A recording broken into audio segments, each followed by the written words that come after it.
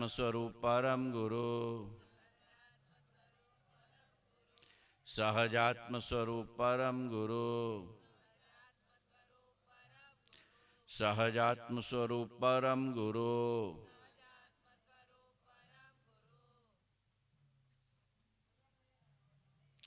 જે સ્વરૂપ સમજ્યા વિના પામ્યો દુઃખનંદ સમજાવ્યું તે પદનમું શ્રી સદગુરુ ભગવન પરમ પુરુષ પ્રભુ સદગુરુ પરમ જ્ઞાન સુખધામ જેણે આપ્યું ભાન નિજ તેને સદા પ્રણામ.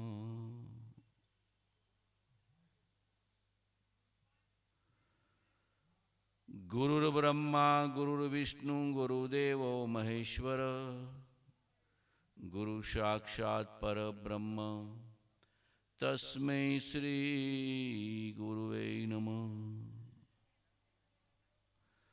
આદેહાદિ આજથી વર્તો પ્રભુઆધીન દાસ દાસ હું દાસ છું આપ પ્રભુનો ધીન. કેવળ કરુણામૂર્તિ છો દીનબંધુ દીનનાથ પાપી પરમનાથ છું ગ્રહો પ્રભુજી હા.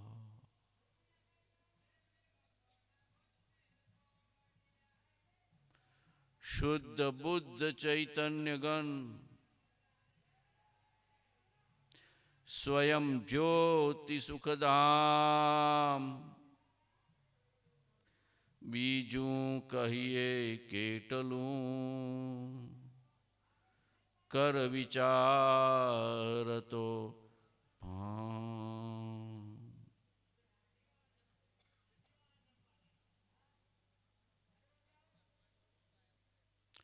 ત્રિકાળવર્તી સર્વે સત્પુરુષોના ચરણોમાં કોટી કોટી વંદન.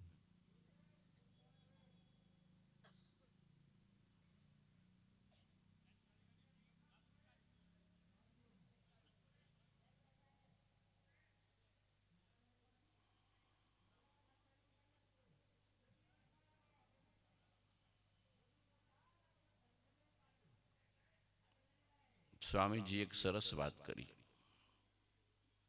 સ્વપ્ન જેવો સંસાર છે.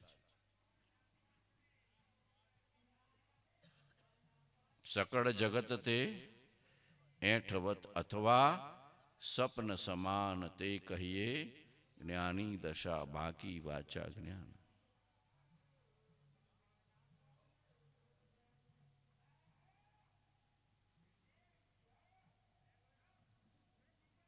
કેમ સપનું કીધું હશે? દેખાય તો છે આ બધું,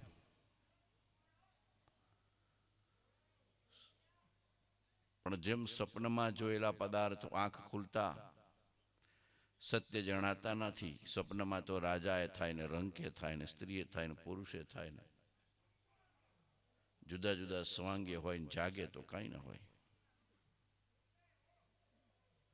એમ જ્ઞાન થયા પછી આ બધા સ્વાંગ ધારણ કર્યા છે ને આપણે, સ્ત્રીપણાના, પુરુષપણાના, ગોરાના, કાળાના, વાણિયાના, પટેલના ને ગ્રસ્તના ને સાધુના, એ બધા લાગે આ સ્વાંગ છે, સાચા નથી. જેમ તરગારા પેલો રામનો લે ને, રામે લે ને રાવણે બને ને હનુમાને બને, પણ તરગારા હું સમજે? પોતાનું જે નામ હોય જાણતા હોય આ તો બધો વેશ છે. આ સ્વાંગ ધારણ કર્યો છે આપણા આત્માએ, અને જે સ્વાંગ ધારણ કર્યો છે એને સાચો માની લીધો છે. જે નામ રૂપ ઘર ગામ કુટુંબ સમાજ પરિવાર ધન ધાન્ય સંયોગ મિલકતથી ઓળખાઈએ છીએ તો હમણાં પડી જવાનું છે. બદલાઈ જવાનું છે.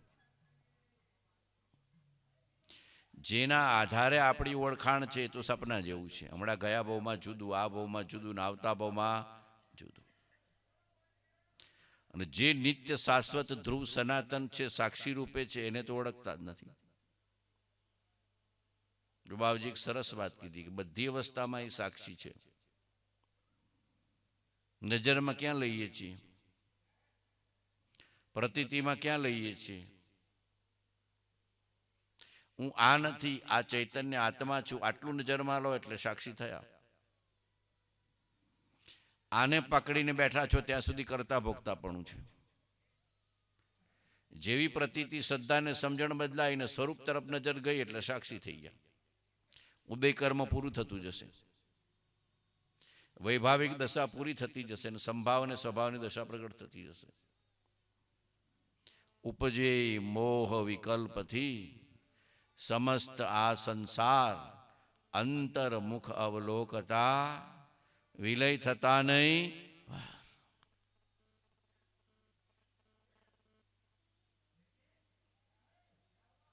મોહના વિકલ્પથી સંસાર ઉભો છે.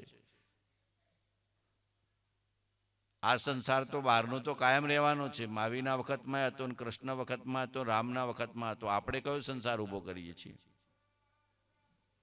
મારાપણાનો, ધણીપણાનો, માલિકીપણાનો, અહંતાનો, મમતાનો, કર્તાપણાનો, ભોગતાપણાનો, એ મોહના વિકલ્પો છે.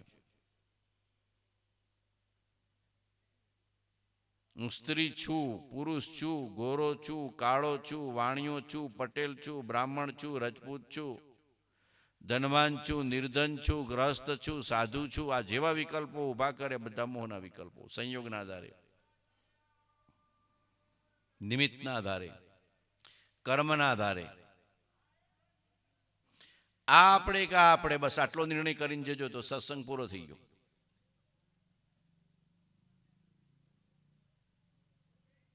હા, આપણે નથી.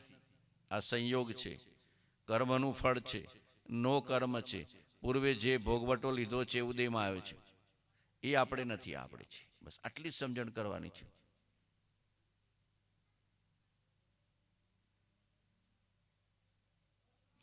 તો કે સાહેબ અંતર્મુખ વૃત્તિ થતી નથી, તો મનના અને મોહના વિકલ્પો ઘટાડ.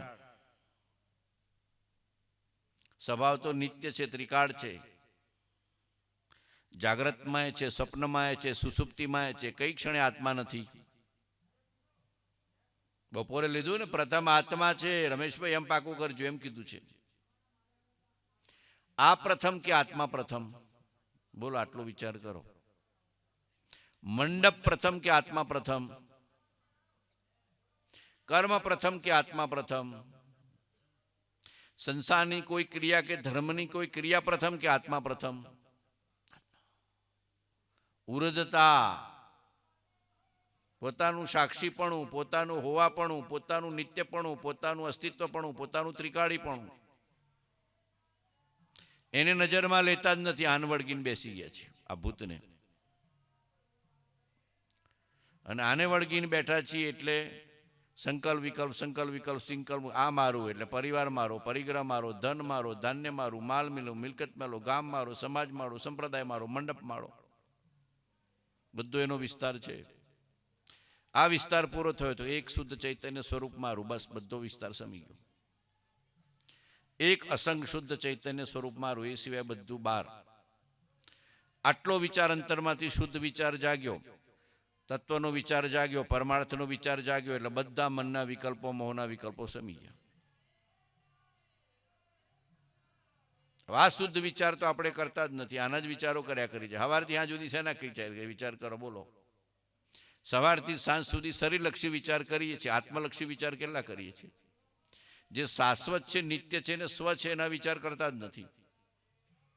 અંતરમાં જોતા જ નથી કે હું કોણ છું. આના ખાવાના, પીવાના, વિષયના, ભોગવાના, કમાવાના, ભેગું કરવાના, લેવાના, દેવાના, માનના, મોટાઈના, એના વિકલ્પો કર્યા કરીએ છીએ. સમન આવે ખરા પૂર્વ સંસ્કારવાદ. સમન હું કોણ? સમન હું કોણ? સમન હું કોણ? પ્રથમ કોણ? એમ અંદરમાં આગળ કરવું. સમન ઉપશમ વૈરાગ્ય ઉપશમ વૈરાગ્ય ઉપશમ વૈરાગ્ય ઉપશમ વૈરાગ્ય. વિકલ્પોની હવા કાઢી નાખવી અને તરત તત્વની સમજણ, આત્માની સમજણને આગળ કરવી.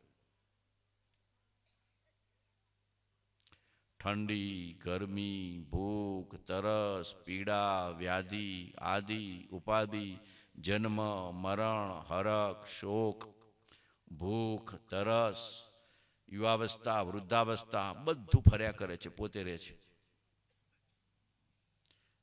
પોતે રહે છે ત્યાં નજર નથી. જે પલટાતું છે ને પકડીને એને નિત્ય કરવા જઈએ છે, થવાનું નથી.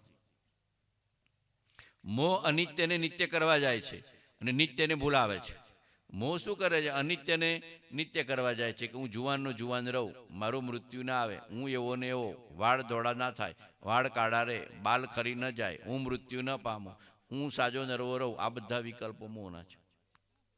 આ નિત્ય છે, તું નિત્ય જ છો. આ નિત્ય જ છે, તું નિત્ય જ છો. આ નિત્ય જ છે, તું નિત્ય જ છો. આ બળી મરવાનું છે. આ રાગ છે, તું રાગથી રહિત શુદ્ધ ચૈતન્ય છો. બસ આટલું નજરમાં કરી લો.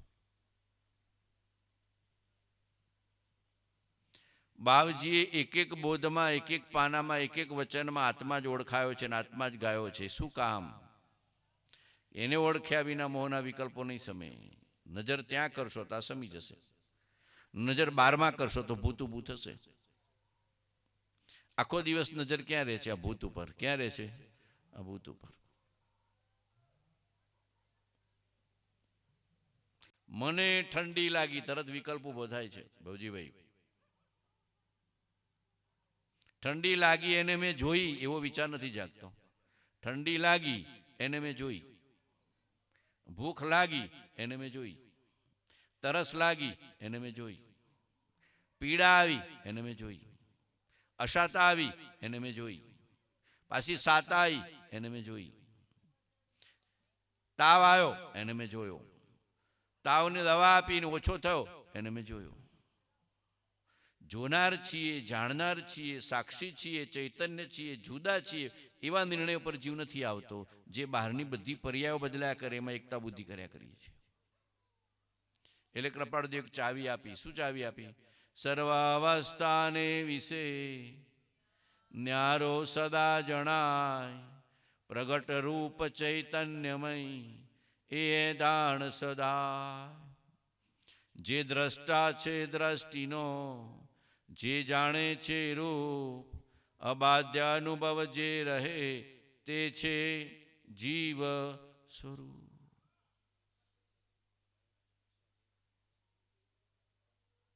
બાવજી આ જ કીધું છે, પણ પકડાતું કેમ નથી? કહો, કેમ પકડાતું નથી? મોહના વિકલ્પ, રાગના વિકલ્પો એટલા છે કે પકડવા નથી દેતો.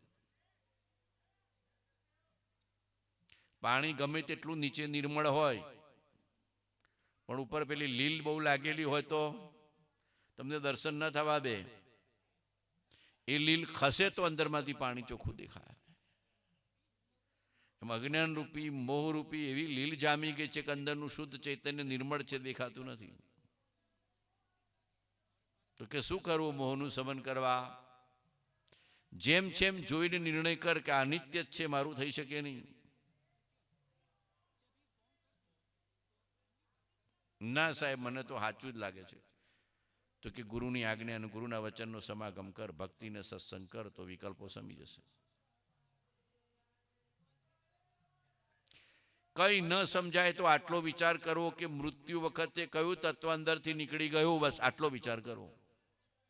કદાચ કોઈ કારણસર એમ કે સાહેબ આ બધી વાતો મને નથી સમજાતી, તો જન્મતા કયું તત્વ દાખલ થયું આ ખોખામાં, અને મૃત્યુ વખતે કયું તત્વ નીકળી જાય છે, બસ એ જ તત્વને ભગવાને શુદ્ધ ચૈતન્ય તત્વ કીધું છે, જ્ઞાયક તત્વ કીધું છે, જ્ઞાન સત્તા કીધી છે, સાક્ષી વસ્તુ કીધી છે. બસ આટલી સમજણ કરવાની છે. અને છતાં આટલી સમજણ નથી રહેતી તો વૈરાગ્યને દ્રઢ કર, ત્યાગ ભાવને દ્રઢ કર, રાગને ઘટાડ. બસ બીજો કોઈ ઉપાય નથી. પરિણામમાં જો કે ક્યાં ક્યાં રાગ પડ્યો છે. જો શુદ્ધ ચૈતન્ય સત્તા ઉપર નજર નથી જતી તો 12માં નજર ફરે છે, 12માં ઉપયોગ ફરે છે. હવે ક્યાં ફરે છે વધારે? ખોખાની ચિંતા છે, સાતાની ચિંતા છે, ધનની ચિંતા છે, માનની ચિંતા છે, પદની ચિંતા છે, પરિગ્રહની ચિંતા છે, વ્યવહારની ચિંતા છે, આજીવિકાની ચિંતા છે કે બહાર ચિંતા છે, તરત વિચાર કર. એ તારા મોહના અને રાગના પરિણામ છે. કક્ષીણ કર. જેની ચિંતા કરે છે તારી હાથે આવવાનું મૂકીને જવાનું, આટલો વિચાર કર. શું વિચાર કરવો? જેની તું ચિંતા સતત કરે છે એ તારી સાથે આવવાનું મૂકીને જવાનું, બસ આટલો વિચાર જગાડો. પછી દીકરો હોય, દીકરી હોય, જમાઈ હોય, ભાઈ હોય, ભત્રીજો હોય, સગાવાલા હોય કે શરીર હોય, તરત આટલો વિચાર જાગવાથી તરત અંદરમાંથી વૈરાગ્ય ઉત્પન્ન થશે.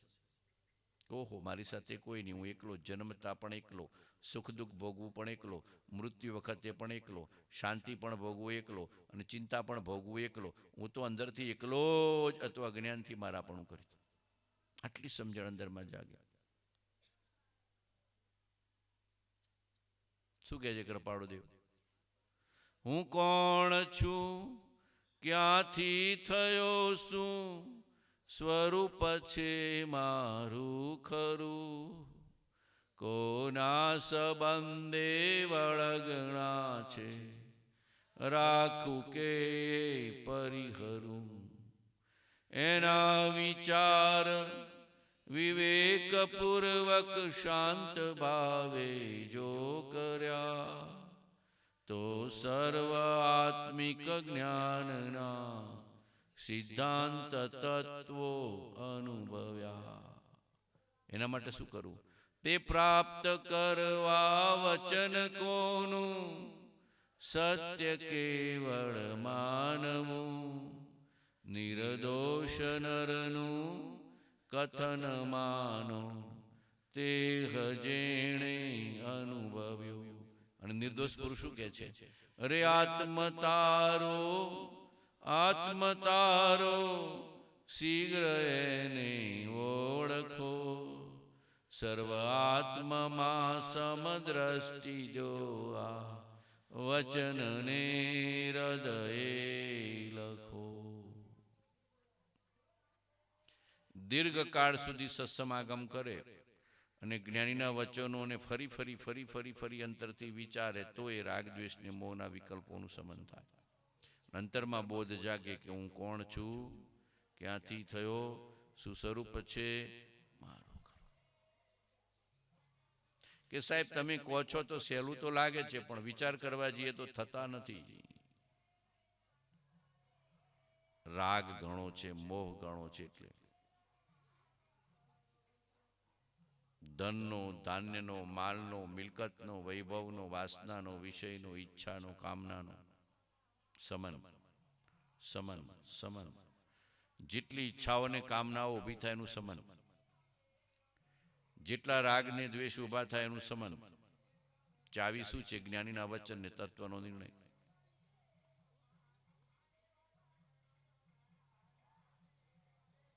જ્ઞાનીના વચનોને ફરી ફરી ફરી ફરી ફરી ચિત્તમાં ધારણ કરવા. બીજી એક ચાવી ભગવાને આપી છે આજ પદમાં. લક્ષ્મી અને અધિકાર વધતા શું વધ્યું તે તો કહો, શું કુટુંબ કે પરિવારથી વધવાપણું એ નય ગ્રહો, વધવાપણું સંસારનું નરદેહને હારી જવો, એનો વિચાર નહીં અહો, એક પળ તમને આવો.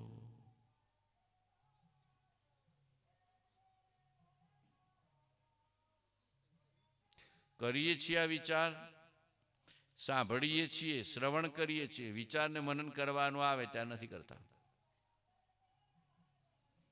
આપણો પુરુષાર્થ ક્યાં અટકી જાય છે?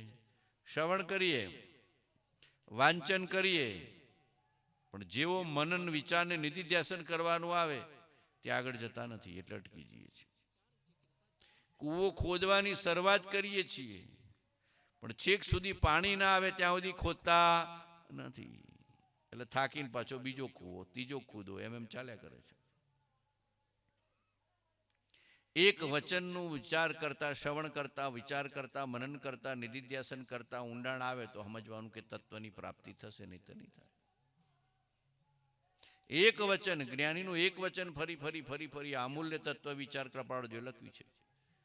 ખાલી 16 વર્ષની ઉંમરે, 16.5 વર્ષથી 16 વર્ષને 5 માસની ઉંમરે ભગવાને રામનો જેવો વૈરાગ્ય યોગ વશિષ્ઠમાં વર્ણવ્યો છે એવો વૈરાગ્ય કૃપાળદેવની વખતે હતો અને ત્યારે આ પાઠ લખ્યો છે ભગવાને.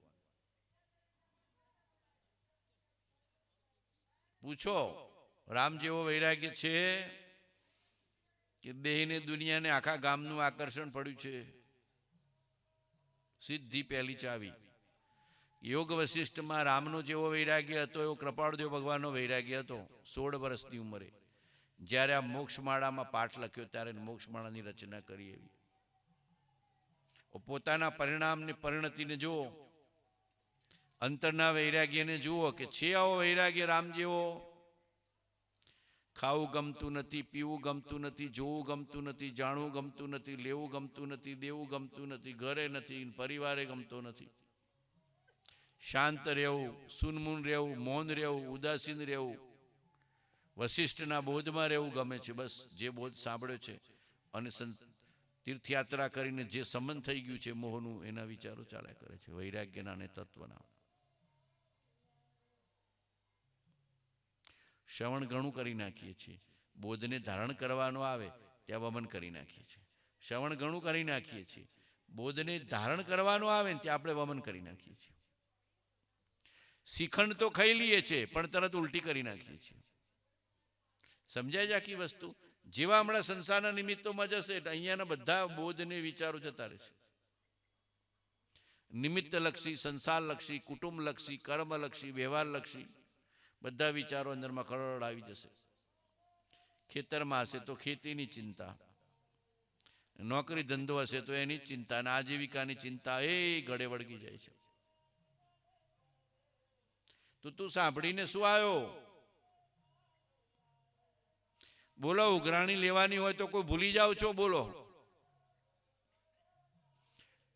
5 કે 10 લાખની ઉઘરાણી હોય તો ખેતરમાં જાય કે ઘરમાં જાય કે થિયેટરમાં જાય કે બજારમાં જાય, ભૂલી જાઓ છો? સાહેબ એ તો બરાબર યાદ રહે છે, પણ ગુરુનું વચન, જ્ઞાનીનું વચન તો કે તરત ભૂલી જઈએ છીએ.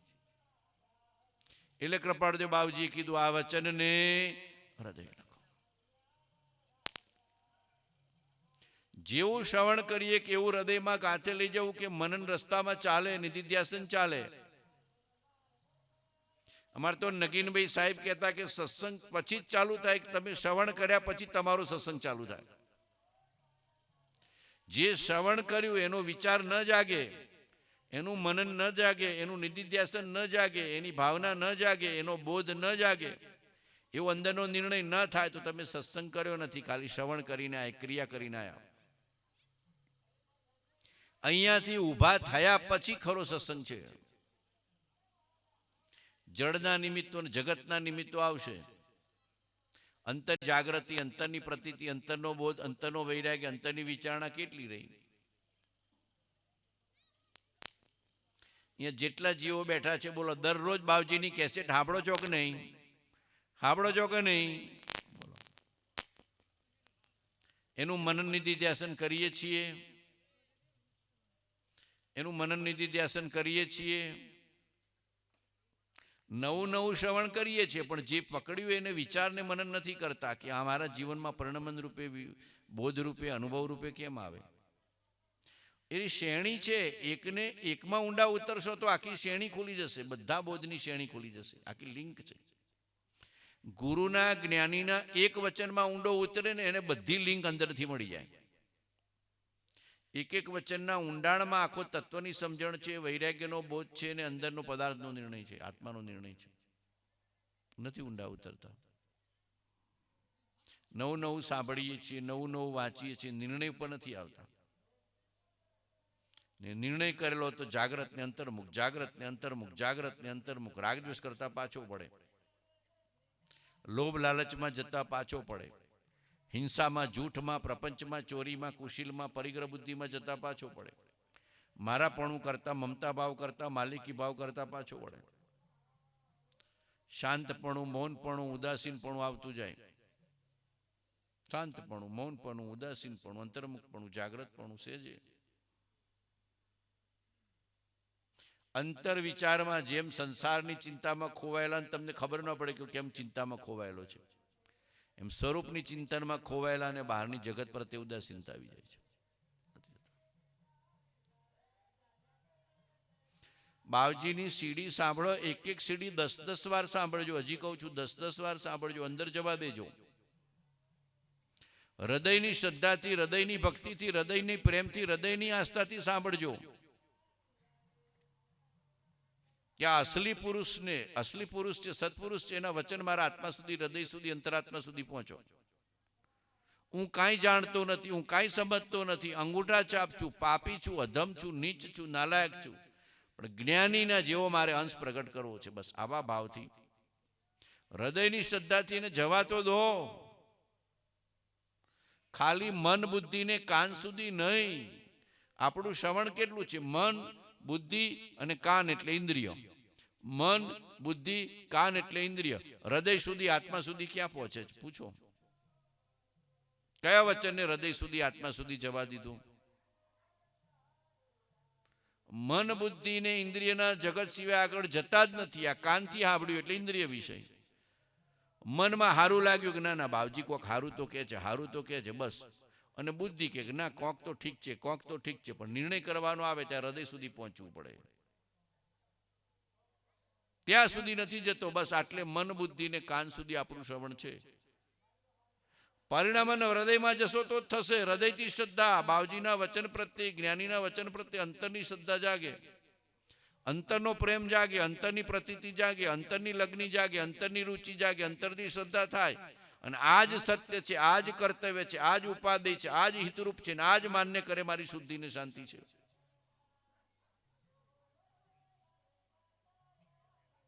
ખંખેરીને ઊભા થઈ જઈએ છીએ. બોલો કેટલા મેળાવડા થયા? થયા કે ન થયા? બોલો જાગૃતિ કેટલી આવી? આત્માની પ્રતીતિ કેટલી આવી? આત્માનો બોધ કેટલો જાગ્યો? અંતર્મુક્તા કેટલી થઈ? નિષેધ નથી, આ કરવાનું તો ખરું, છોડીને દેવાનું, પણ જાગવા માટે છે ને. આપણે જાગતા નથી એટલે પરિશ્રમ બહારનો થાય છે, અંતરનો થતો નથી. લૌકિક ભાવે થઈ જાય છે, અલૌકિક ભાવે થતું નથી. બહિર્ભાવે થઈ જાય છે, અંતર્ભાવે થતું નથી. એક જીવ પણ કૃપાળુદેવ કે બાવજીના વચનનો અંદરથી નિર્ણય કરીને ઊભો થાય તો સમજવાનું કે આખું તમારું સફળ થઈ ગયું. 1,00,000, 1.25 કે 2 લાખનો ખર્ચો કર્યો, સફળ થઈ ગયો. એક જીવ પણ જાગે તો. સૌજી દાદા થયા ને, અહીંયા દાદા થયા, સૌજી દાદા ને જાગી ગયો તો નથી જાગી ગયો? બાવજીના સમાગમે કમ્મે સુરવીર હતો, ધમ્મે સુરવીર. કુવામાં પડવા તૈયાર થઈ ગયા હતા ને, કે મને આવું કેમ કીધું? કુવામાં પડવા તૈયાર થઈ ગયા હતા. બાવજીના સમાગમથી ને બાવજીના વચનથી ને બાવજીની શરણાગતિથી કેવા જાગી ગયા? જાગી ગયા કે ના જાગી ગયા? અને બાવજીનું હૃદય જીતી લીધું તો બાવજીને છેક સમાધિ મરણ કરાવવા 3 મહિના રહ્યા. 3 મહિના રહ્યા છેલ્લે. આજે ખબર પડી કે બાવજી એ જીવને છેક સુધી પોષણ આપીને છેલ્લા 3 મહિના બી અહીંયા રહ્યા છે. એ જીવનું ભાગ્ય કેટલું, પુણ્ય કેટલું, ધર્મનો નિશ્ચય કેટલો, જ્ઞાની પ્રત્યે ભક્તિ કેટલી, ગુરુ પ્રત્યે ભક્તિ કેટલી, એમનું સુરાતન ને ખુમારી કેટલાક. બાવજીને બી બહાર લઈ આવ્યા. બોલતા કેમ નથી? બોલો. સૌજી દાદા ના હોત તો બાવજી બહાર ના આવત. સમાઈ ગયેલા હતા, સ્વરૂપમાં સમાઈ ગયા હતા, આત્મામાં સમાઈ ગયા હતા. બહાર કોઈને સમજાવાય નહીં, સમજી હકે એવું જગત નથી. હમણાં વાંચતો હતો આ કેવળજ્ઞાનના પુસ્તકમાં કે જ્ઞાનીઓ એમ જ માને છે કે હું કોઈને સમજાઈ શકું નહીં. પોતાની સમજણથી જીવ સમજી શકે છે.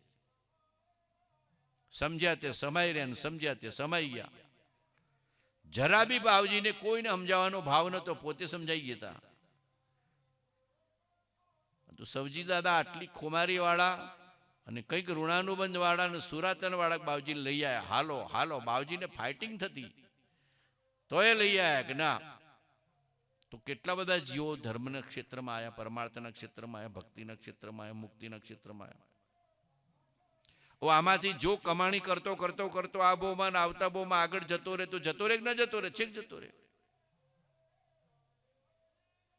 આ સવજી દાદાની કંઈક મહેરબાની છે. સમજો, સવજી દાદાની મહેરબાની છે કે બાવજીને બહાર લઈ આવ્યા. ભલે બાવજીને જરાય નથી ગમ્યું, જરાય નથી ગમ્યું. શરૂઆતમાં તો બહુ ઝઘડો કર્યો છે,